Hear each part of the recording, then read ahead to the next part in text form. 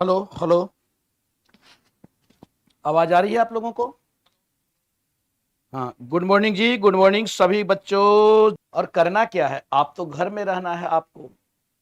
बस उठो, पेन उठाओ, कॉपी रखो, कमरे को बंद कर दो और पूरी तरीके से आइसोलेट हो जाए। यही सच्चाई है कि पूरी तरीके से अपने आप को आइसोलेट करें सभी लोगों से। 1 घंटा एकदम ध्यान लगाओ आप कि मुझे इस 1 घंटा में पूरे 24 घंटे के परफॉर्मेंस को सही करना है। यही टेस्ट है आपका कि पूरे अभी तक के जो आप लोगों ने पढ़ा है, पूरे साल 2 साल जो भी आप लोगों ने मेहनत किया, उसका टेस्टिंग 1 घंटा में होता है।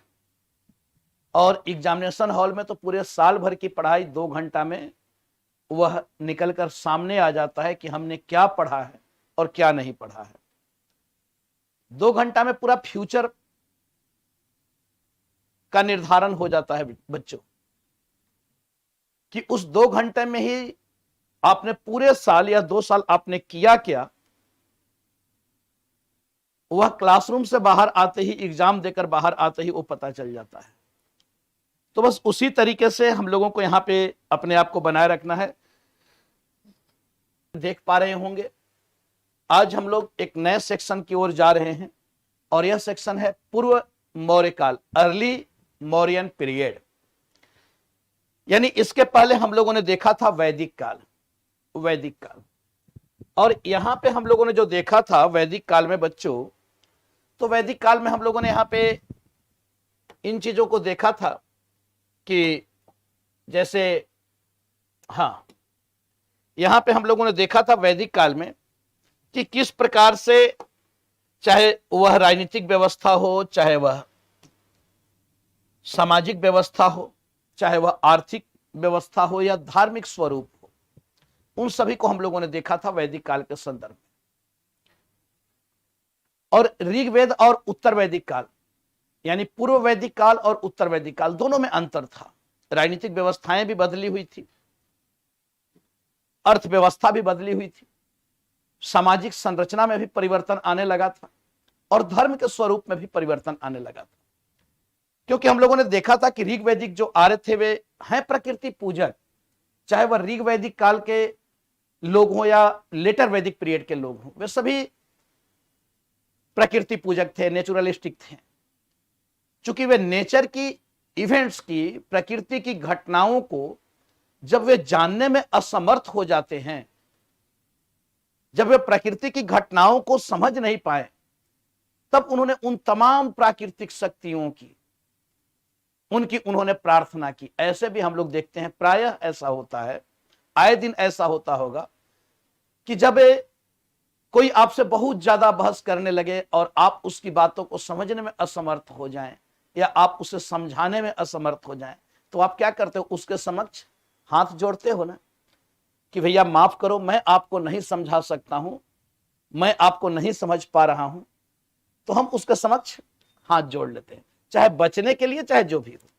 तो ऐसा ही कुछ वैदिक आर्यों के साथ होता है कि जब वे प्रकृति की लीला को समझने में असमर्थ हो गए, पहले वे जानने की कोशिश किए कि ये प्राकृतिक घटनाएं क्यों घटित हो रही हैं, लेकिन जब वे जान नहीं पाए, वहां तक पहुंच नहीं पाए, तब उन्होंने उन तमाम प्राकृतिक शक्तियों का, उन्होंने प्रकृति का दैवीयकरण किया, यानी उन्हीं शक्तियों को उन्होंने ईश्वर माना और फिर उसकी प्रार्थना की। तो ऋग वैदिक काल में क्या है, प्रार्थना है। लेकिन उत्तर वैदिक काल तक आते आते धर्म का स्वरूप थोड़ा बदलता है और धर्म के स्वरूप में परिवर्तन यह आता है कि अभी भी वे भौतिकवादी हैं, भौतिकता भी वही है जो ऋग वैदिक काल में था, कि वही संतान में वृद्धि हो और पशुओं की संख्या में वृद्धि हो। लेकिन वहां पे हम लोग देखते हैं कि देवकुल में परिवर्तन आने लगता है, क्योंकि आर्थिक गतिविधियां बदल जा रही हैं। अब जिस इंद्र को कंधे पर वज्र रखा हुआ दिखाया जा रहा था ऋग्वैदिक काल में, अब वही इंद्र वह कंधे पर हल रखे हुए नजर आने लगेंगे। क्योंकि उत्तर वैदिक काल में हम लोग क्या देख रहे हैं कि कृषि प्रधान हो जा रहा है, और यह कृषि क्यों वैदिक आर्यों ने स्टार्ट किया होगा? थोड़ा सा उसको सोचो आप कि कहीं ना कहीं वे अनार्य लोगों के संपर्क में आए होंगे और दोनों सभ्यताओं में एक संघर्ष भी हुआ होगा और संघर्ष के बाद समन्वय हुआ होगा।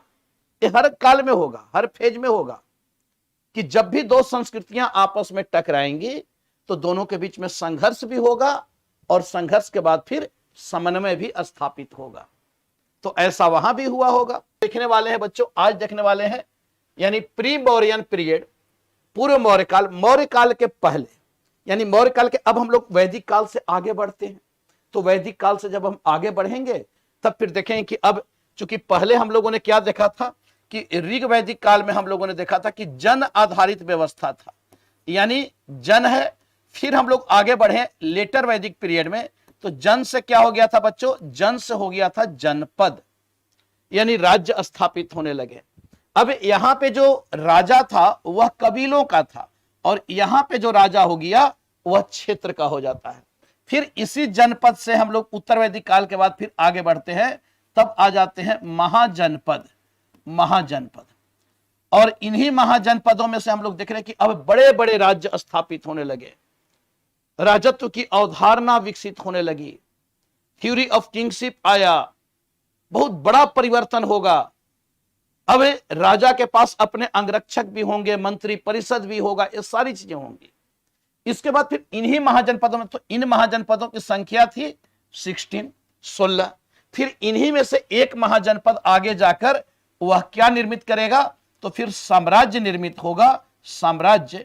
और यह साम्राज्य किस रूप में? तो इन्हीं महाजनपद में से एक साम्राज्य का निर्माण करेगा और वह होगा मगध। मगध। और फिर इसी की परंपरा आगे बढ़ती हुई फिर हम लोग पहुंच जाएंगे मौर्य काल में, मौर्यन पीरियड में। तो यह अभी जो हम लोग देख रहे हैं वह हम लोग देख रहे हैं मौर्य काल के पूर्व। तो मौर्य काल के पूर्व यानी आपको किसे देखना है, यह तो आप लोग समझ गए होंगे कि मौर्य काल के पूर्व हम लोग क्या क्या देखने वाले हैं। तो हम लोग यहाँ पे महाजनपद से संबंधित और मगध से संबंधित हम लोग यहाँ पे देखने वाले हैं आज का जो हमारा प्रश्न होगा। ठीक है बच्चों, क्लियर है? यानी आप सब अब तैयार हो कि अब थोड़ा सा माइंड मेकअप आप कर लो कि आज का प्रश्न किससे पूछा जाने वाला है। तो एक बार उन सारी चीजों को थोड़ा सा हम लोग बहुत ही शॉर्ट में इसे देख लें कि किस प्रकार से, यानी महाजनपद कैसे, तो इन्हीं जनपद से यह जो राज्य हैं अब उनके क्षेत्र बढ़ेंगे, आकार बढ़ेंगे, आपसी संघर्ष भी होगा, कबीलाई परंपरा आकर टूटेगा भी, और दो प्रकार के राज्य स्थापित होंगे, दो प्रकार की राजनीतिक संरचनाएं स्थापित होंगी। कुछ अभी भी वैदिक परंपरा को बनाए रखेंगे और जो वैदिक परंपरा को बनाए रखेंगे वह कहलाएंगे गणराज्य, और जो वैदिक परंपरा से अपने आप को अलग कर लेंगे वह कहलाएंगे राज्य, वह कहलाएंगे राज्य। तो यहां हम लोग देखते हैं कि उत्तर वैदिक काल के बाद दो प्रकार की राजनीतिक विभाजन होगा। एक राजनीतिक जो विभाजन होगा, अभी भी कबीलाई परंपरा को वे जीवित रखना चाहेंगे और वह गणराज्य के रूप में कहलाएंगे। बहुत सारे गणराज्य भी हैं, जैसे बुद्ध के पूर्व भी हम लोग देखते हैं कि बहुत सारे गणराज्य हैं। लेकिन गणराज्यों के साथ क्या था कि अधिकांश जो गणराज्य थे वह हिमालय की तलहटी में, यानी पर्वतीय क्षेत्र में विकसित हुए थे। तो वहां पे आर्थिक गतिविधियां गणराज्यों में वैसी नहीं होगी, यानी कहीं ना कहीं गणराज्यों में क्या होगा कि आर्थिक समस्याएं बनी रहेंगी, क्योंकि वह पर्वतीय क्षेत्र है। इसके साथ साथ गणराज्यों के साथ एक और परेशानी क्या है कि जो गणराज्य हैं वह एक प्रकार से आधुनिक गणराज्य नहीं है। आज की तरह हम उन्हें गणराज्य को ना देखें, बल्कि वह कुलीन तंत्रीय व्यवस्था ही उसमें कायम है, कुलीन तंत्रीय व्यवस्था ही कायम है। ठीक है। राज्यों में क्या है कि राज्यों में चूंकि अब यहां पे मोनार्की आप दिखाई देगा, अब यहां पे राजा होगा और राजा निरंकुश होता चला जा रहा है। यहां से ही राजा की निरंकुशता हम लोग देखने की बढ़ना स्टार्ट हुआ। यहां तक आते आते अब राजा स्वेच्छाचारी भी होने लगेगा। क्लियर है? तो ये सारी चीजें गणराज्यों में क्या है कि गणराज्यों में चूंकि बहुमत से निर्णय, लेकिन इस बहुमत में आम जनता को शामिल नहीं किया जा रहा है, बल्कि इसमें आपको जो कुलीन वर्ग के लोग हैं वही भूमि पर अधिकार स्थापित किए हुए हैं, कुलीन वर्ग के लोग, और वे आपको बहुत सारी इनकी परिषद होगी, तो वे सामूहिकता में निर्णय लेंगे, जो इनके पिछड़ापन का भी एक कारण बन जाएगा गणराज्यों का। तो हम लोग आज यहां पे इन्हीं सारी चीजों को देखने वाले हैं कि कैसे महाजनपद का स्थापित हो रहा है, फिर कैसे 16 महाजनपद है, फिर किस प्रकार से राज्य का गठन होगा, और फिर किस प्रकार से नगरीकरण होगा, फिर नगरों का कैसे उद्भव होगा, फिर शहरीकरण की विशेषताएं क्या होंगी, गणतंत्र और आपको जो साम्राज्य है वह किस प्रकार का होगा, उनके व्यापार किस प्रकार के होगा, प्रशासन किस प्रकार की होगी। तो इन सारी चीजों को हम लोग यहां पे देखने वाले हैं आज की क्लास में, यानी आज जो प्रश्न आपसे पूछा जाएगा इसी से रिलेटेड होगा। चलिए आते हैं हम लोग आज के प्रश्न पे। अब जैसे यहां पे आप देखें तो अर्ली हिस्ट्री जो फेज है इसमें पुरानी जनजातीय संरचना क्या होने लगी, तो जो पुरानी जनजातीय संरचनाएं जो थी वह पुरानी जनजातीय संरचनाएं अब टूटने लगी और उसके जगह नए स्वरूप आपको दिखाई देगा, नए धार्मिक विचार भी आएंगे। तो यहां पे हम लोग देख रहे हैं कि disintegration of old tribal structure and development of new religious idea, और इसके साथ साथ थ्योरी ऑफ ट्रांसमाइग्रेशन यानी स्थानांतरण गमन मतलब पुनर्जन्म का सिद्धांत भी अब यहां पे हम लोग देख रहे हैं कि मृत्यु पर्यंत जीवन पुनर्जन्म भी विकसित होगा। तो इन सारी चीजों से संबंधित आज का प्रश्न आपका प्रश्न के लिए आप लोग तैयार हो जाएं, और यह रहा आपके समक्ष यह पहला प्रश्न। बहुत ही आसान सा प्रश्न है और मैं उम्मीद करूंगा कि आप सभी बच्चे इसका उत्तर अवश्य देंगे। पहले प्रश्न को सुनेंगे और उसके बाद आप आंसर देंगे। वज्जी और कोसल गणराज्यों को बाद में किस राज्य में मिला लिया गया था? ठीक है, अब वज्जी एंड कोसल गणराज्य was later on assimilated to the kingdom of, किस राज्य में मिला लिया गया था? ठीक है, किस राज्य में मिला लिया गया था? तो इसमें ऑप्शन है अवंती, मगध, काशी और कुरु। ठीक है, वज्जी और कोसल, ठीक है, इसे किस राज्य में मिलाया गया? तो आप लोगों का आंसर स्टार्ट हो चुका है। वज्जी जो है वज्जी गणराज्य और कोसल, ठीक है, कोसल जो आपको अयोध्या का जो क्षेत्र है, बनारस उनारस का क्षेत्र, उसी में आया करता था। ये सभी महाजनपद थे, ये सभी महाजनपद थे, ये सब राज्य के रूप में और गणराज्य के रूप में स्थापित हुए थे। सबसे पहला मगध का जो शिकार हुआ था, वह सबसे पहले मगध ने क्या किया था कि सबसे पहले अंग को जीता था। इस बात को ध्यान रखना, अंग बिल्कुल मगध का उत्तरी क्षेत्र था। तो सबसे पहले अंग मगध ने क्या किया? अंग को जीता। मगध में जैसे बहुत सारे वंशों का शासक है, हर्यक वंश है, शिशुनाग वंश है और फिर नंद वंश है, 3 वंशों का शासन रहता है मगध में। तो सबसे पहले बिंबिसार ने इसकी शुरुआत की, तो उसने अंग को जीता। लेकिन अंग को जीतने के साथ ही बिंबिसार ने किया क्या था बच्चों, कि उसने अपने आप को सुरक्षित रखने के लिए उसे यह डर भी था कि कहीं ऐसा ना हो कि अन्य राज्य हमारे ऊपर आक्रमण कर दें, तो उसके लिए उसने वैवाहिक संबंध भी स्थापित किया था। और वैवाहिक संबंध में उसने कौशल के साथ वैवाहिक संबंध स्थापित किया, लिच्छवियों के साथ वैवाहिक संबंध स्थापित किया, और पंजाब का मध्य देश जो है उसके साथ उसने वैवाहिक संबंध स्थापित किया। और इसके बाद जब वो अपने आप को सुरक्षित किया, तब पहला शिकार, पहला साम्राज्यवादी जो भावना है मगध का जगता है बिंबिसार के समय में, और सबसे पहले अंग को जीतता है। फिर बिंबिसार के बाद हम लोग देखते थे कि उसके पुत्र अजातशत्रु आता है। फिर अजातशत्रु ने कुछ और क्षेत्रों को जीतना स्टार्ट किया। तो वज्जी और कोसल गणराज्यों को भी बाद में किस राज्य में मिला लिया गया था? तो बिल्कुल सही आप लोगों ने जो उत्तर दिया है वह भी होगा। बस एक पॉइंट इसमें याद रखना है कि सबसे पहले मगध को जीतने का काम, मगध के द्वारा सबसे पहला जो साम्राज्यिक अभियान किया जाता है वह अंग पर किया जाता है। यह प्रश्न आपसे पूछा जा सकता है। यह भी पूछा जा सकता है कि इस समय अंग को किसने मगध साम्राज्य में मिलाया था? तो बिंबिसार ने मिलाया था। यह भी पूछा जाता है कि इनके साथ किसने इनको मिलाया? तो यह आपको अजातशत्रु के समय में इसे मगध में शामिल कर लिया जाता है। इन 2 बातों को बस आपको याद रखना है। आप यह मानकर चलो कि इसके सिवा तीसरा कुछ भी पूछने वाला नहीं है, कुछ भी पूछने वाला नहीं है। बस इतना आपको ध्यान रखना है। चलिए, क्योंकि सब कुछ विश्वास पे है, और केवल विश्वास की बात नहीं, अगर मैं कुछ कह रहा हूं तो उसके पीछे बच्चों इन 20-22 वर्षों का हमारा अपना एक्सपीरियंस है। मैं आपको यहां पे पढ़ा नहीं रहा हूं, आपको अपना एक्सपीरियंस शेयर कर रहा हूं। क्योंकि देखो, आप लोग 2 साल 3 साल तैयारी कर रहे हो, लेकिन कोई कंटिन्यू आप हमारे जगह रख कर देखो ना। आप ही अगर हमारे जगह रहोगे और 20-22 साल तक एक ही काम करते रहोगे, तो क्या आपको आइडिया नहीं लग जाएगा? क्या कि और इसमें क्या पूछा जा सकता है, क्या चेंजिंग हो सकता है। तो बस इन्हीं चीजों को आपको यहां पे ध्यान रखना है, ठीक है। अंग का राजा, अंग देखो, अंग का ये सब क्षेत्रीय शासक हुआ करते थे, बहुत सारे छोटे छोटे। उस समय अंग में जैसे आप देखते हो कि वहां का जो छोटा कोई क्षेत्रीय रूलर हुआ करता था, तो वो राजा हो जा नहीं पूछेगा यहां से आपको, ठीक है। तो पहला क्वेश्चन आपका यह है। नेक्स्ट आते हैं हम लोग, थोड़ा सा एक कॉन्सेप्चुअल प्रश्न है, इसको बहुत ध्यान से आप लोग इसको पढ़ेंगे और तब देखेंगे। निम्नलिखित कथनों पर विचार करें। Consider the following statement. पूर्व मौर्य काल के दौरान भौतिक संस्कृति के विकास के साथ साथ नए धार्मिक विचारों का प्रसार हुआ, ठीक है। उपनिषदों में आत्मा के पुनर्जन्म के सिद्धांत का उल्लेख है। द डेवलपमेंट ऑफ, अभी कोई आंसर नहीं देगा, the development of material culture during pre-Mauryan period was accompanied by the spread of new religious ideas. Second option है कि द डॉक्ट्रिन ऑफ ट्रांसमाइग्रेशन यानी पुनर्जन्म के सिद्धांत of soul is mention in Upanishad. Choose the correct option from the quotes given below. Only one, only two, both one and two, none of the above. केवल एक, केवल दो, एक और दो, दोनों उपरोक्त में से कोई नहीं। अब पूर्व मौर्य काल के दौरान आपसे पूछा जा रहा है, ठीक है। पूर्व मौर्य काल हमने बताया कि किस काल के संदर्भ में पूछा जा रहा है। आप लोग रुक जाए, आंसर स्टार्ट आप लोगों ने कर दिया, देना आप लोगों का आंसर।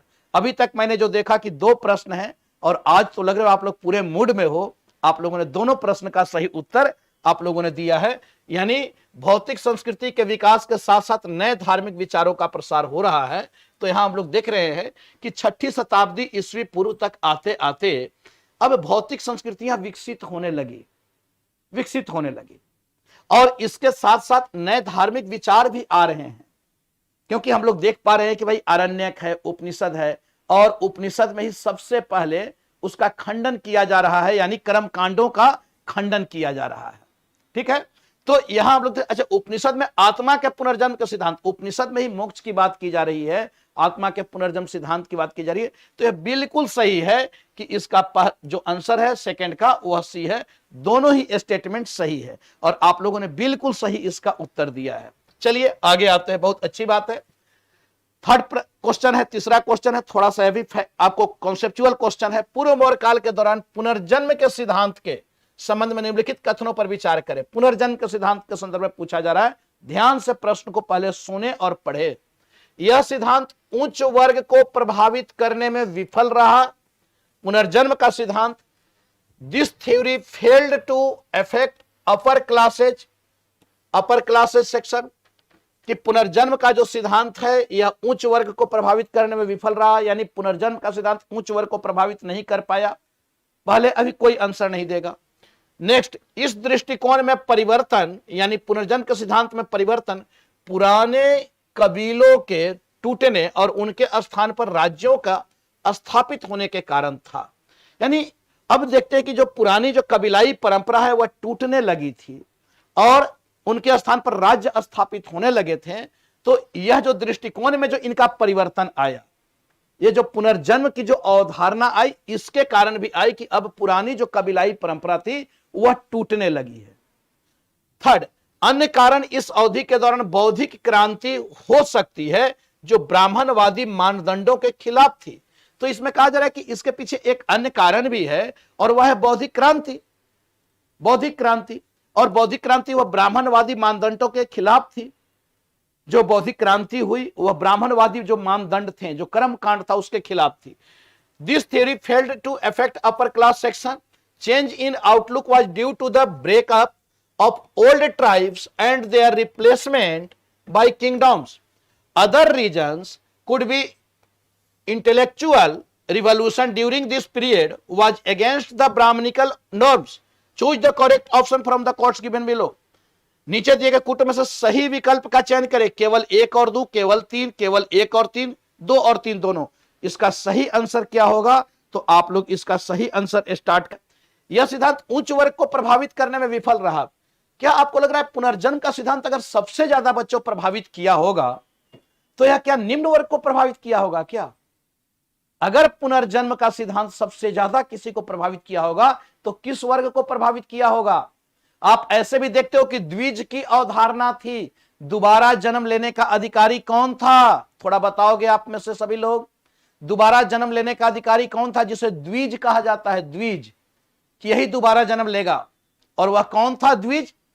तो वह ब्राह्मण, क्षत्रिय और वैश्य। शूद्र को तो उस अधिकार से वंचित कर दिया गया था, यही है ना, शूद्र को तो उस अधिकार से वंचित कर दिया गया था। तो क्या पुनर्जन्म का सिद्धांत उच्च वर्ग को प्रभावित करने में? बिल्कुल यह गलत स्टेटमेंट है, बल्कि सबसे ज्यादा अगर प्रभावित करने का काम किया है तो उच्च वर्ग को ही प्रभावित किया है। अब आप पहला इसमें से हटा दो, ऐसे भी थोड़ा सा काम करा करो, पहला हटा दो। अब कम से कम आप 50% वाले जोन में तो आ ही गए ना, कि 50% वाले जोन में आ गए कि भाई पहला अगर हट गया, अच्छा सही विकल्प का चयन करें तो उच्च वर्ग को प्रभावित करने में विफल रहा। बिल्कुल गलत है कि पुनर्जन्म का जो सिद्धांत है वह उच्च वर्ग को प्रभावित करने में विफल रहा। अच्छा, अब यहां पे देखते हैं तो इस दृष्टिकोण में परिवर्तन पुरानी कबीलों के टूटने और उनके स्थान पर बिल्कुल सही है, बिल्कुल सही है। अन्य कारण इस अवधि के दौरान बौद्धिक क्रांति, बिल्कुल बौद्धिक क्रांति हो रही है, और यही कारण जो ब्राह्मणवादी मानदंडों के खिलाफ भी थी वह बुद्ध का क्या है? उपनिषद कालीन चिंतन की ही तो बुद्ध उपज है। और क्या वह ब्राह्मणवादी जो पद्धतियां हैं, जो पुनर्जन्म है, ये सारी चीजें हैं, कहां स्वीकार किया जा रहा है? बुद्ध ने स्वीकार किया है, बुद्ध ने स्वीकार किया है, लेकिन बुद्ध ने कहा कि इससे बचने का भी हमारे पास उपाय है। नहीं तो बार बार कर्म ही, बुद्ध कहते हैं कि पुनर्जन्म को स्वीकार किया, लेकिन उन्होंने कहा कि कर्म ही तुम्हारे पुनर्जन्म का कारण है, इसलिए क्या करो, कर्म का नाश कर दो। कैसे करोगे? तो इसके लिए आओ, हमारे पास है रास्ता है, मैं मोक्ष दिलाऊंगा। उसके लिए अष्टांगिक मार्ग का पालन करो, अष्टांगिक मार्ग का पालन करो, तब जाकर उससे बच पाओगे, यही बताया जा रहा है ना। तो यहां पे हम लोग देख रहे हैं कि इसका सही आंसर क्या है बच्चों? 2 और 3। बिल्कुल आप लोगों ने इसका सही आंसर दिया है। ठीक है सर, ए पॉइंट बुक में पढ़ा था, अच्छा पढ़ा था आपने, चलिए अच्छी बात है। तो यह हम लोग देखते हैं कि बिल्कुल इसका सही आंसर आप लोगों ने दिया है, बहुत खुशी की बात है। यानी अब आप कॉन्सेप्चुअल प्रश्न पर भी समझ आपकी विकसित होने लगी। अभी मुझे लग रहा है कि यह 9वां लेक्चर है, और 9वें लेक्चर तक आते आते अब आप कॉन्सेप्चुअल प्रश्न को भी बहुत अच्छे तरीके से डील करने लगे। बस यही मुझे देखना था, यही मुझे देखना था, इसी लेवल पर मुझे ले जाना है। तो यह बहुत सही आंसर है, आप लोगों ने बहुत सही आंसर इसका दिया है। नेक्स्ट आते हैं, निम्नलिखित कथन पर विचार करें।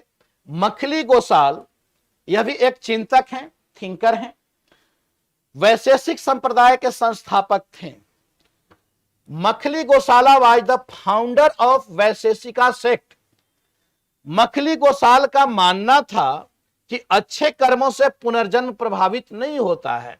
ठीक है, ऐसा नहीं कि अच्छे कर्म आप कर ले तो उससे आपका पुनर्जन्म प्रभावित हो जाएगा।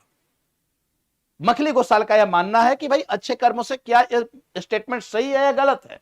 नीचे दिए गए कूटों में से, यानी Makkhali Gosala believed that the good deeds did not affect transmigration. Choose the correct option from the quotes given below. अब इसमें से सही आंसर क्या है, आप लोग इसको स्टार्ट करें। वैशेषिक संप्रदाय नहीं बच्चों, बल्कि मखली गोसाल जो थे वे आजीवक संप्रदाय से संबंधित थे, आजीवक संप्रदाय। और मखली गोसाल का मानना था, चिंतक है, और यह आपको इनका मानना था कि भाई अच्छे कर्मों से पुनर्जन्म प्रभावित नहीं हो सकता है, अच्छे कर्मों से पुनर्जन्म आपको प्रभावित नहीं हो सकता है। कुछ भी कर लो, जो होना होगा वो होगा, कुछ भी कर लो। तो अच्छे अच्छे कर्म करने से आपका ये नहीं कि पुनर्जन्म आपका बदल जाएगा, ऐसा कुछ होने वाला नहीं है। जैसे कि नियतिवादी लोग कहते हैं कि जो होना होगा वही होगा। तो इसी कारण तो ये लोग उतने पॉपुलर नहीं हुए जितना कि बुद्ध और महावीर होते हैं, जितना कि बुद्ध और महावीर होते हैं। यानी इसका सही उत्तर क्या होगा? केवल बी होगा। आप में से कुछ लोगों ने, सर जी हमें कंफ्यूजन हो रहा था इसमें, कोई बात नहीं, अगर हो रहा है तो कम से कम अब तो सही होगा। तो इसमें सही आंसर क्या होगा बच्चों? इसका सही आंसर होगा केवल 2, केवल 2। मखली गोसाल आजीवक संप्रदाय से संबंधित है। चलिए नेक्स्ट प्रश्न में हम लोग आते हैं, सही आंसर ओनली 2 होगा। नेक्स्ट क्वेश्चन की ओर आते हैं। निम्नलिखित कथनों पर विचार करें। ये भी बुद्ध के पूर्व के चिंतक हैं, जो षड दर्शन जिसे हम लोग कहते हैं, 6 चिंतक जो बुद्ध के पूर्व के हैं। उसी में एक है पकुद कचायन। पकुद कचायन आजीविका संप्रदाय के संस्थापक थे। पकुद कचायन एक संशयवादी थे। Pakudha Kachchayana was the founder of Ajivika sect. Pakudha Kachchayana was a skeptic, संशयवादी। नीचे दिए गए कूटों से सही विकल्प का चयन करें। अब इसका सही आंसर आप लोग बताएं कि इसका सही आंसर क्या होगा। जल्दी से इसमें कमेंट सेक्शन में आप लोग लिखें कि इसका सही आंसर क्या होगा। संप्रदाय के संस्थापक तो नहीं थे, अभी हमने कहा कि आजीवक संप्रदाय के संस्थापक कौन थे? मखली गोसाल थे। यानी यह पहला स्टेटमेंट आपका गलत है। ठीक है, पहला स्टेटमेंट आपका गलत है। पकुद कचायन एक संशयवादी थे। पकुद कचायन जो है यह भी एक थिंकर है, दार्शनिक है, और इन्हें कहा जाता है नित्यवादी या नियतिवादी। नित्यवादी, यह संशयवादी नहीं बल्कि नित्यवादी संप्रदाय से जुड़े थे। नित्यवादी, जो होना होगा वही होगा। नित्यवादी, निश्चयवादी। ठीक है, संशयवादी नहीं, कोई संशय नहीं। तो इसमें से सही आंसर क्या होगा बच्चों? इसका सही आंसर, सॉरी, इसका सही आंसर क्या होगा? इसका सही आंसर यानी पकुद, यह भी आपका गलत हो गया, तो इसका सही आंसर क्या होगा? डी होगा। उपयुक्त में से कोई नहीं, उपयुक्त में से कोई नहीं। इसका सही आंसर डी होगा। और मुझे लग रहा है कि एक आध ही बच्चे इसके आंसर बताए। थोड़ा सा फैक्चुअल चीजें हैं। आपको जो 6 दार्शनिक हैं, जैसे पकुद कचायन हो गए, मखली गोसाल हो गए, पूरन कश्यप हो गए, तो इन सब के विषय में थोड़ा आपको बस एक नजर डाल देना है। कुछ भी नहीं करना है, कुछ भी नहीं करना है वहां पे। बस उन 6 के जो बुद्ध के पूर्व के जो 6 दार्शनिक हैं, कौन किस विचारधारा से जुड़े हुए थे, उनको बस 2-4 रीडिंग आप दे दो, कभी नहीं भूलोगे। यानी यह प्रश्न आपको आगे भी परेशान करते रहेगा। चारवाक का दर्शन क्या था? मखली गोसाल का दर्शन क्या था? पूरन कश्यप का दर्शन क्या था? पकुद कचायन का दर्शन क्या था? अजीत केशकाम्बलिन का दर्शन क्या था? ये सारे हैं। तो इनके विषय में कुछ करना है क्या? आपको बस एक नजर केवल डालना है। ठीक है बेटा, कहीं से भी जहां भी आपने पढ़ा है वहां से करो। अब मैं तो चूंकि ये सब क्लास में मैं कराता हूं, लेकिन मैं ये नहीं कह रहा हूं कि आप लोगों ने जहां भी किया वो सभी जगह पढ़ाया जाता है। कोई ना कोई एक टेक्स्ट बुक तो जरूर पढ़े होगे ना आप लोग, उसी टेक्स्ट बुक से भी आपका काम हो जाएगा। और कुछ नहीं तो यहां पे तो हो ही रहा है, यहां पे तो कराया ही जा रहा है। ठीक है, चलिए कोई बात नहीं। तो यहां पे हम लोग बच्चों देख रहे हैं, तो 5वां का इसका आंसर होगा डी। नेक्स्ट प्रश्न पर आते हैं बच्चों हम लोग। निगंठनाथ पुत को संदर्भित किया गया है। मुझे लगता है कि इसका उत्तर तो आप में से सभी लोगों की ओर से आना चाहिए और बिल्कुल सही उत्तर आना चाहिए। Niganthanatha Putra is referred to Mahavira Buddha, Pakudha Kachchayana, Sanjay Belatthiputta. ये सब हैं, थिंकर हैं। महावीर बुद्ध, पकुद कचायन, संजय बेलट्टीपुत। अब इसका आंसर आप लोग सही बताएं कौन सा इसका है? पुत, निगंठनाथ पुत किसे कहा जा रहा है? महावीर स्वामी का ही एक नाम है निगंठनाथ पुत। अब इसमें देखो, इसमें कोई लॉजिक है क्या? इसमें कोई लॉजिक है? एक्चुअली सॉरी सर, शायद 6 का बी ही पहले गलत बता दी। कोई बात नहीं, कोई बात नहीं बेटा। तो यह महावीर स्वामी का ही एक नाम है। इसमें कोई लॉजिक नहीं है, इसमें कोई रीजनिंग नहीं है, कोई इसमें कॉन्सेप्ट नहीं है कि निगंठनाथ पुत किसे कहा जा रहा है, तो महावीर स्वामी को। जीन किसे संबोधित किया गया है? महावीर स्वामी को। अरिहंत किसे कहा गया है? तो इनका अन्य नाम आप देखो तो जीन भी है, अरिहंत भी है, अरिहंत भी है इनका अन्य नाम। तो इस प्रकार से अब इन सारे नामों को थोड़ा सा याद रखना है कि निगंठनाथ पुत बुद्ध को नहीं कहा जा रहा है बच्चों, बुद्ध नहीं, निगंठनाथ पुत बुद्ध को संबोधित नहीं किया गया है, बल्कि महावीर स्वामी को संबोधित किया गया है, जिन्हें अन्य नामों से भी जाना जाता है, जीन, अरिहंत, कैवल्य। ठीक है, केवलिन भी इन्हें कहा जा रहा है। महावीर स्वामी को जीन भी कहा जा रहा है, अरिहंत भी कहा जा रहा है, केवलिन भी कहा जा रहा है। केवलिन, कैवल्य प्राप्त करने के कारण इन्हें केवलिन भी कहा जा रहा है। तो इन सब चीजों को बस करना क्या है? नाम याद रख लेना है। इसमें कोई रॉकेट साइंस तो है नहीं, कोई रिसर्च पेपर तो है नहीं। इसमें कुछ ऐसे टर्म्स को थोड़ा सा तो याद रखना पड़ेगा ना बच्चों। लेकिन अब यह है कि अब आप भूलोगे नहीं, अब आगे इन फ्यूचर आप इसे गलत नहीं करोगे। तो चलिए आते हैं हम लोग अगले प्रश्न पे। मुझे लगा कि शायद आप लोगों की ओर से यह सही आंसर आना चाहिए। कोई बात नहीं, इसमें उदास होने की बात बिल्कुल नहीं है।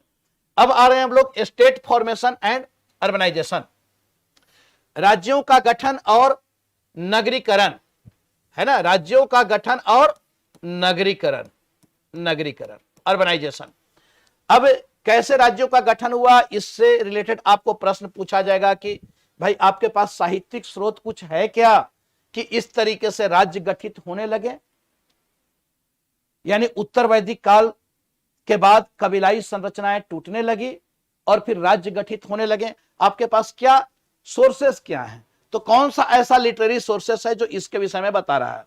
पुरातात्विक स्रोत यानी क्या कुछ ऐसा आर्कियोलॉजिकल सोर्सेस भी है? क्योंकि देखो किसी भी समय काल के इतिहास का अध्ययन हम इन्हीं दो स्रोतों के आधार पर करते हैं, एक साहित्यिक स्रोत और दूसरा पुरातात्विक स्रोत।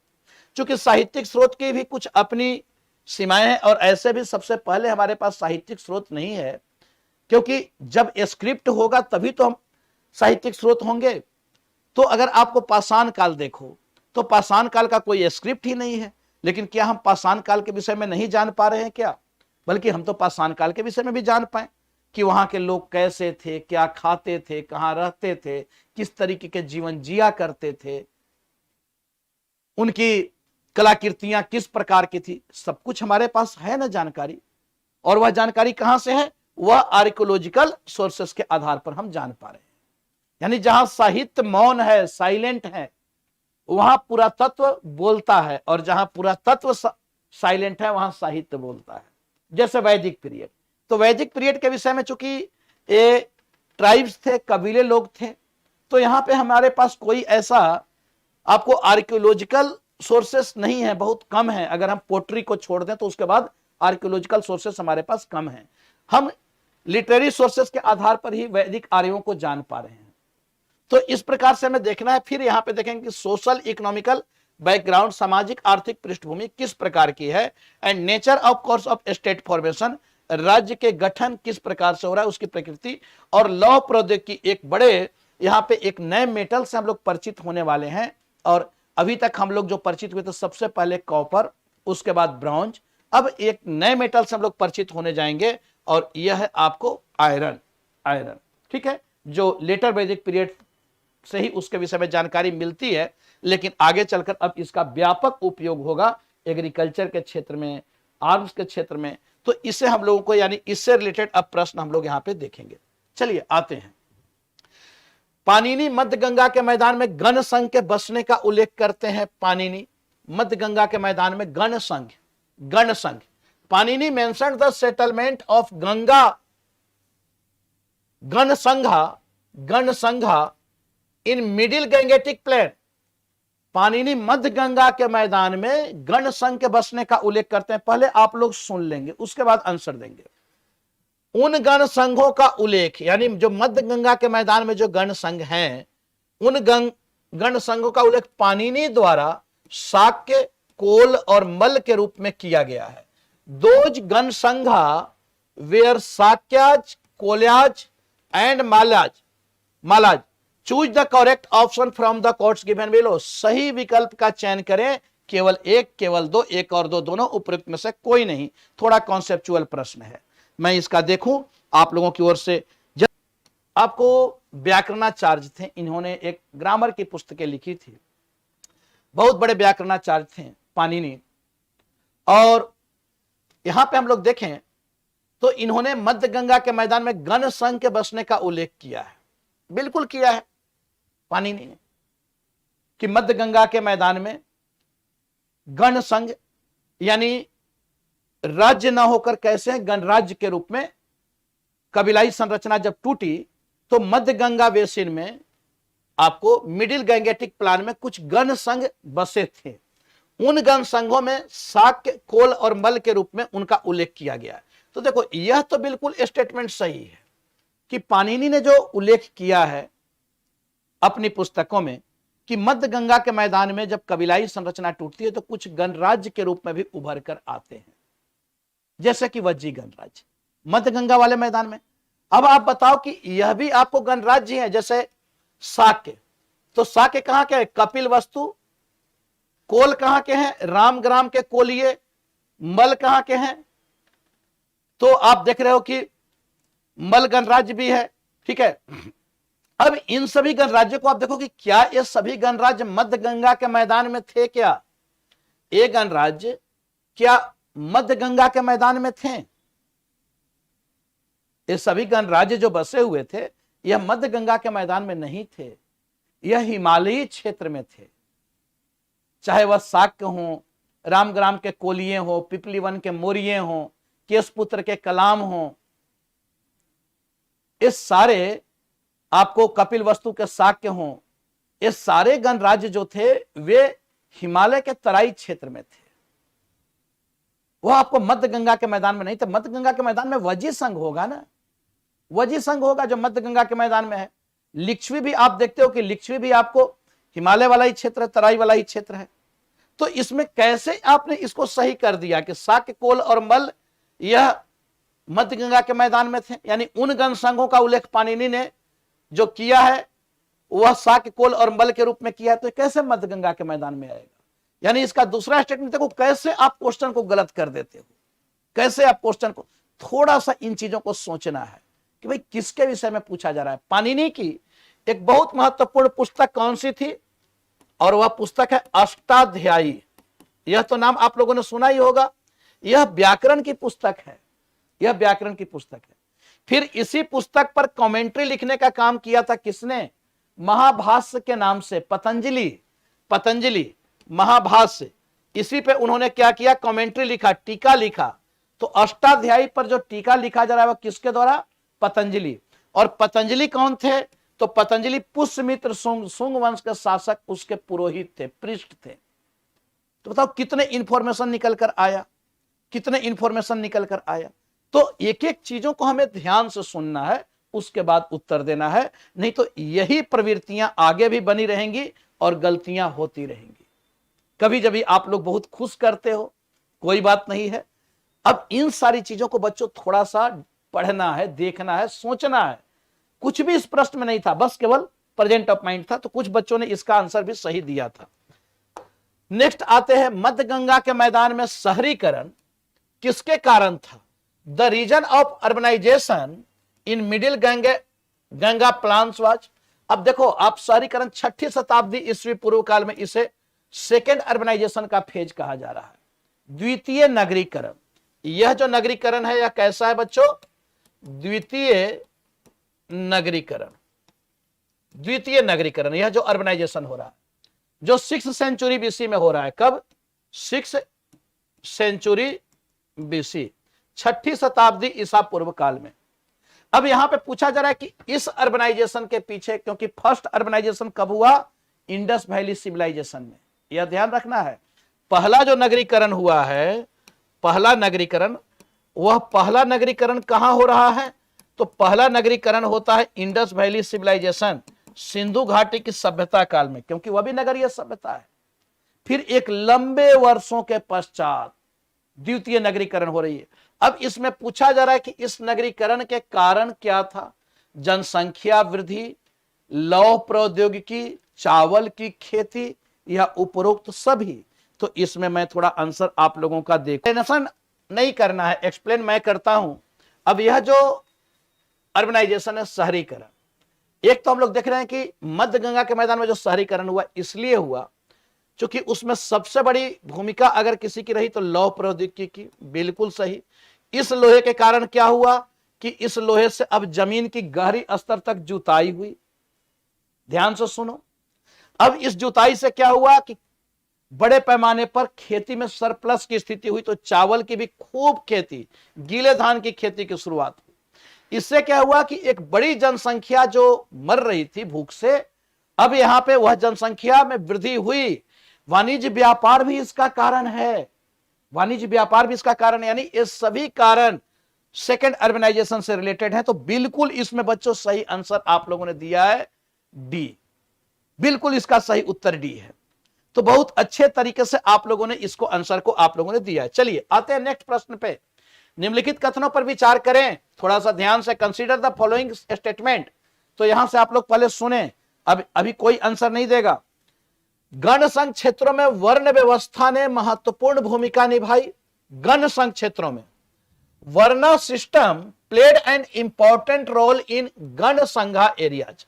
जो गणराज्य है, गणसंघ मतलब गणराज्य, समाज मुख्य रूप से कुलीन और भूमि पर काम करने वालों में विभाजित है। गणसंघ के विषय में पूछा जा रहा है कि जो गणराज्यों का, जो गणराज्य की जो सामाजिक संरचना थी, वह समाज मुख्य रूप से कुलीन और भूमि पर काम करने वाले लोगों में विभाजित था। Society was divided mainly into land owner and those who work on the land. दास कर्मकार शूद्र के कार्य कर रहे थे गणराज्यों में। Dasa karmakara was performing the function of the Shudra. नीचे दिए गए कूटों में से सही कथन का चयन कीजिए। अब आप लोग बताएं कि इसका सही आंसर क्या होगा। सही आंसर क्या होगा? आप लोगों ने स्टार्ट देख रहे हैं कि निम्नलिखित कथनों पर विचार, यानी गणसंघ क्षेत्रों में वर्ण व्यवस्था ने महत्वपूर्ण भूमिका निभाई। अब गणसंघ क्षेत्र में आप देखते हो कि वर्ण व्यवस्था जो है, वह वर्ण व्यवस्था ने महत्वपूर्ण भूमिका निभाई। तो गणराज्यों में वर्णाश्रम सिस्टम है कहां? वर्णाश्रम सिस्टम जो है वह तो राज्य में है। अभी भी गणराज्य में क्या है? कबीलाई परंपरा का ही पालन किया जा रहा है। तो यह तो बच्चों गलत होगा। गणराज्य क्षेत्रों में वर्ण व्यवस्था अभी महत्वपूर्ण भूमिका नहीं निभाएगी। राज्यों में वर्ण व्यवस्था, जो चतुवर्ण व्यवस्था है, वह राज्य में होगा। गणराज्य में तो अभी कबीलाई परंपरा, मैं बार बार कह रहा हूं कि गणराज्य जो है अभी भी कबीलाई परंपरा का ही कमोबेश पालन कर रहे हैं। दूसरा आप देखें तो समाज मुख्य रूप से कुलीन और भूमि पर, तो गणराज्य जो था तो वहां पे वह कुलीन तंत्रीय व्यवस्थाएं ही थी, आधुनिक गणराज्य नहीं था।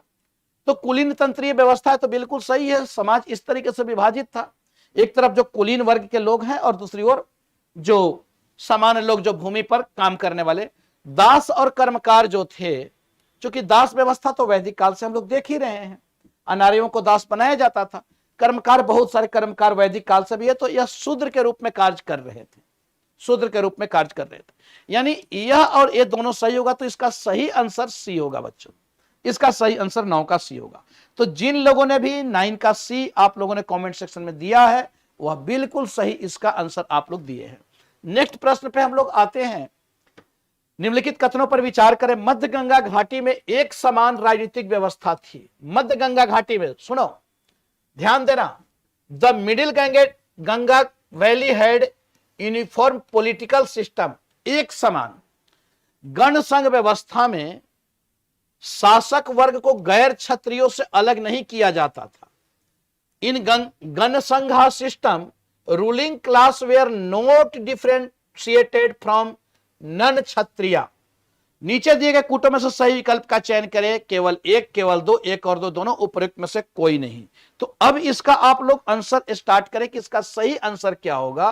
कि मध्य गंगा घाटी में एक समान राजनीतिक व्यवस्था थी। आप गंगा घाटी में एक समान राजनीतिक नहीं, बिल्कुल नहीं। मध्य गंगा घाटी में हम लोग बच्चों देख रहे हैं कि कबीलाई संरचना जब टूटती है तो दो प्रकार की राजनीतिक संरचना है ना, एक राज्य के रूप में और एक गणराज्य के रूप में। एक क्या है? राज्य के रूप में और एक गणराज्य के रूप में। जब आपको पॉलिटिकल स्ट्रक्चर के विषय में पूछा जा रहा है, पॉलिटिकल सिस्टम के विषय में, तो दो प्रकार की है मध्य गंगा घाटी में, राज्य और गणराज्य। यानी पहला तो आपका हो गया गलत, पहला आपका हो गया गलत। ठीक है, एक समान राजनीतिक व्यवस्था नहीं थी, क्योंकि कुछ हम लोग यह भी देख पा रहे हैं कि वहां पे कुछ गणराज्य भी हैं। अच्छा, गण संघ व्यवस्था में, गणराज्यों में शासक वर्ग को गैर क्षत्रियों से अलग नहीं किया जाता था। नहीं, जो भी शासक वर्ग थे, जैसे गणराज्यों में आप देखें, बुद्ध कहां के हैं? गणराज्य के। महावीर का जन्म कहां हुआ है? गणराज्यों में। तो बताओ, बुद्ध और महावीर किस वर्ण से हैं? क्षत्रिय है या कोई और है?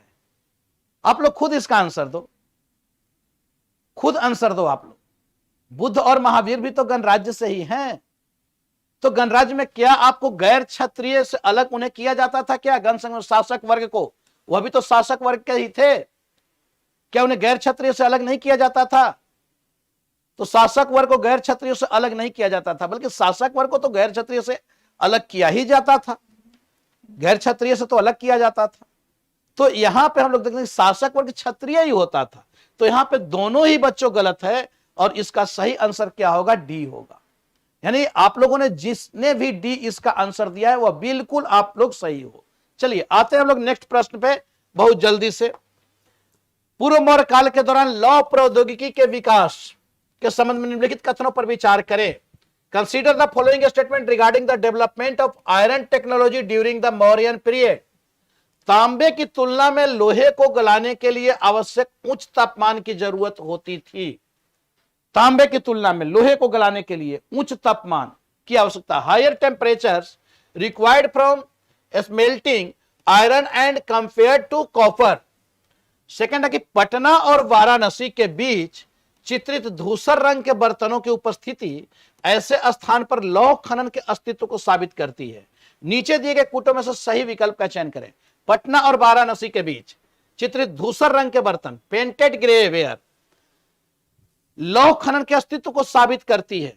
अब इसका सही आंसर क्या होगा, जल्दी से आप लोग कमेंट सेक्शन में लिखकर बताएं। जल्दी से इसका आंसर आप लोग कमेंट सेक्शन में लिखकर बताएं कि इसका सही आंसर क्या होगा। अधिकांश बच्चों बिल्कुल आप लोग सही आंसर इसका दे रहे हो, और इसका सही आंसर बच्चों होगा सी 1 और 2 दोनों, क्योंकि जो पेंटेड ग्रे वेयर है यह आपको यहां से पटना और वाराणसी के बीच के क्षेत्र से प्राप्त होता है, जो यह दर्शाता है लौह खनन अस्तित्व के आयरन फेज से। तो यह बिल्कुल आपका सही आंसर है। नेक्स्ट आते हैं शहरीकरण। अब आप देखो तो अर्बनाइजेशन, नगरीकरण के विषय में पूछा जा रहा है कि कैसे नगरीकरण हुआ है। तो नगरीकरण से संबंधित अब आपको यहां पे प्रश्न आपका होगा। Consider the following statement regarding the layout of the cities during pre Mauryan period. पूर्व मौर्य काल के दौरान शहरों के उद्भव के बारे में निम्नलिखित कथनों पर विचार करें। शहर नदी के किनारे विकसित हुए थे। 6ठी शताब्दी ईसा पूर्व काल के विषय में पूछा जा रहा है, महाजनपद काल के विषय में, कि जो नगर हैं क्या वह नदी के किनारे विकसित हुए थे। बाजार क्षेत्र या निगम, बाजार क्षेत्र या निगम शहर के बाहर स्थित होते थे। मार्केट एरिया और nigamas were located outside the city. इसमें से सही आंसर कौन सा होगा, तो इसका आंसर आप लोग तुरंत से दे सकते हैं कि इसका सही आंसर कौन सा होगा। क्या शहर नदी के किनारे विकसित थे? क्या बाजार और जो निगम थे, व्यापारियों का जो संघ होता था निगम, क्या वह आपको शहर के बाहर स्थित होते थे? तो इसका सही आंसर कमेंट सेक्शन में जल्दी से लिखकर आप लोग बताएं। बाजार या क्षेत्र शहर के बाहर नहीं होते थे, बल्कि शहर के अंदर ही होते थे। तो इसका सही आंसर क्या होगा बच्चों? इसका सही आंसर 12 का क्या होगा? 12 का सही आंसर होगा केवल और केवल ए। तो अधिकांश लोगों ने, आप लोगों ने इसमें बिल्कुल सही बताया है। चलिए आते हैं नेक्स्ट प्रश्न पे। व्यापारियों, अब आपको व्यापार से रिलेटेड प्रश्न है कि किस प्रकार के सामाजिक जिम्मेदारियां थी, व्यापार कैसा था, ट्रेड सेंटर कैसे हुआ करते थे, सोशल रिस्पॉन्सिबिलिटी क्या थी, ओरिजिन ऑफ मर्चेंट्स, कैसे व्यापारियों का उद्भव होता है। तो अब इससे रिलेटेड आपको 6th सेंचुरी बीसी पे प्रश्न है। Which of the following sources provides information about the origin of merchants. निम्नलिखित में से कौन सा स्रोत व्यापारियों की उत्पत्ति के बारे में जानकारी प्रदान करता है? गृह सूत्र, स्रोत सूत्र, कल्प सूत्र, शुल्ब सूत्र। इसका आंसर तो आप लोग दे ही सकते हो। इसका कौन सा स्रोत व्यापारियों की उत्पत्ति के बारे में जानकारी प्रदान करता है? तो यह व्यापारियों की उत्पत्ति के बारे में कौन जानकारी प्रदान करेगा? बिल्कुल सही आप लोगों ने आंसर दिया है। बिल्कुल आप लोगों ने सही इसका आंसर दिया है, गृह सूत्र। गृह सूत्र से ही हमें व्यापारियों के विषय में जानकारी मिल रही है। चलिए नेक्स्ट प्रश्न पे आते हैं। अब आपको कुछ ट्रेड रूट से रिलेटेड आपसे प्रश्न पूछा जाएगा, कुछ आपको मुद्रा से संबंधित प्रश्न पूछा जाएगा, कुछ प्रश्न आपको शिल्प से संबंधित पूछा जाएगा। किस प्रकार के सिक्के हुआ करते थे, आहत सिक्के, तो इससे रिलेटेड आपको प्रश्न पूछा जाएगा। पूर्व मौर्य काल के दौरान पश्चिमी बंदरगाह, देखो पूर्व मौर्य काल के दौरान भी बड़े पैमाने पर व्यापार हो रहा है, और व्यापार दोनों ही समुद्री मार्ग से हो रहा है। या किस समुद्री मार्ग से हो रहा है? यह आपको हो गया पूर्वी और यह हो गया पश्चिमी। अब आपको पूछा जा रहा है कि पश्चिमी बंदरगाह कौन था? भृगुकक्ष, सोपारा, ताम्रलिप्ति, ए और बी दोनों। जल्दी से इसका आंसर आप लोग देंगे, जल्दी से आंसर इसका। बिल्कुल पीडीएफ सबको मिलेगा, पीडीएफ मिलेगा, परेशान ना हो। अभी पहले क्लास करें एक साथ। मैंने कहा है कि पीडीएफ एक साथ, जो थोड़ा सा लगे आपको भी कि कुछ मैटर, आप 2-2 पेज 4-4 पेज क्या करवाओगे, ठीक है। तो यहां हम लोग देखते हैं कि the western port during pre Mauryan period was Bhrigukachchha, Sopara, Tamralipti, both A and B. सही आंसर इसका क्या होगा? कमेंट सेक्शन में जल्दी से लिखें। कुछ लोगों का ए आ रहा है, मैं देख पा रहा हूं, कुछ लोगों का सी भी आ रहा है, कुछ बच्चे डी भी दे रहे हैं। तो जल्दी से आप लोग कमेंट सेक्शन में इसका आंसर बताएं कि इसका सही उत्तर क्या होगा। देखो ताम्रलिप्ति यह आपको ईस्टर्न पार्ट में है, यानी ताम्रलिप्ति बंदरगाह कहां है? तो यह आपको बंगाल जो आज बांग्लादेश है। भृगु कक्ष और सोपारा, सोपारा महाराष्ट्र, भृगु कक्ष गुजरात, तो यह आपको वेस्टर्न। इसमें सही आंसर क्या होगा? सही आंसर होगा बच्चों डी। सही आंसर इसका होगा डी। तो इसका सही आंसर होगा कि भृगु कक्ष और सोपारा यह पश्चिमी तट के बंदरगाह हैं। ऐसे प्रश्न आपको आएंगे और थोड़ा कंफ्यूजन हुआ कि आपको बाहर करेगा, तो इसलिए इन सारी चीजों को हमें यहां पे ध्यान रखना है। नेक्स्ट आते हैं बच्चों, consider the following statement regarding the, consider the following, दो क्वेश्चन और है, जल्दी से करो। Consider the following statement regarding the circulation of money during pre Mauryan period, पूर्व मौर्य काल के दौरान धन के संचालन के संबंध में निम्नलिखित कथनों पर विचार करें। Consider the following statement regarding the circulation of money during pre Mauryan period, karshapana, masha, kakini, Satnam, कौन सा चांदी का सिक्का पूछा जा रहा है? Which of the above mentioned are not type of silver coins, कौन सा चांदी का सिक्का नहीं था पूछा जा रहा है। चांदी का सिक्का है नहीं, बल्कि कौन सा चांदी का सिक्का नहीं था। थोड़ा मैं इसका आंसर देखूं, आप लोग कौन कौन से लोग इसका सही दे रहे हो। ऐसा नहीं है। देखो बच्चों, दो चीज ध्यान रखना, ये बहुत पॉपुलर कॉइन्स थे, करसापन और सतमान, ये बहुत पॉपुलर कॉइन्स थे, बहुत ही पॉपुलर थे, और ये दोनों सिल्वर कॉइन थे। सबसे प्रमुख जो था वह करसापन हुआ करता था, सबसे प्रमुख। अब आपसे पूछा था कि चांदी का कौन सा सिक्के नहीं है, तो यहां पे हम लोग देख रहे हैं कि मासा और जो काकनी है यह आपको तांबे का बना हुआ है। यह किस धातु का है? तांबा का। थोड़ा सा क्वाइंस को जरूर ध्यान रखना है। और एक किसका है? चांदी का। यह है चांदी का। अब बताओ इसमें क्या दिक्कत है भाई? करसापन सतपान चांदी, मासा काकनी तांबा, बस इतना याद रखना है, इतना सा याद रखना है। उसके बाद आपका सॉल्व होगा। अब आप देखो कि इसमें कौन सा सही उत्तर होगा। तो इसमें 2 और 4, जहां भी 2 और 4 कहां है भाई? 2 और 4 तो कहीं दिख नहीं रहा है। करसापन और सतमान, यह आपको मासा और काकनी तांबा का सिक्का है। तो सॉरी 2 और 3 हो जाएगा ना, 2 और 3, हाँ बिल्कुल इसका सही उत्तर होगा केवल 2 और 3, सी। तो इसका सही आंसर क्या होगा? इसका सही आंसर होगा सी। चलिए नेक्स्ट प्रश्न पे आते हैं। यह अंतिम प्रश्न है। उम्मीद करूंगा कि आप सभी बच्चे इसका उत्तर कम से कम सही दें, सही दें। अभी कोई आंसर नहीं देगा। अनीता सेंगर तक मैंने देखा है। आहत सिक्के की विशेषताओं के बारे में निम्नलिखित कथनों पर विचार करें। यह आहत सिक्के, ये भी चांदी के बने होते थे, ध्यान रखना है, जिन्हें पंचमार्क सिक्के कहा जाता था। Consider the following statement regarding the feature of punch mark coin. Punch mark सिक्के राज्य प्राधिकरण द्वारा जारी किए गए थे। पंचमार्क सिक्कों के में प्रतीक होते हैं।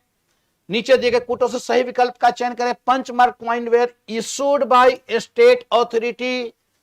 पंचमार्क कॉइन कैरी सिंबल्स, इसमें चिन्ह होते थे, प्रतीक होते थे। इसका सही आंसर क्या होगा? आप राज्य प्राधिकरण द्वारा जारी नहीं किए जाते थे, निगम के द्वारा जारी किए जा रहे हैं। राज्य के द्वारा भी सिक्के नहीं जारी किए जा रहे हैं जो पंचमार्क कॉइन है। और इस पे पंचमार्क, जिन्हें आहत सिक्का भी कहा जाता था, इसे ही आहत सिक्का भी कहा जा रहा है, आहत। और इस पे चिन्ह उकेरे जाते थे, 5 चिन्ह होते थे, प्रतीक होते थे।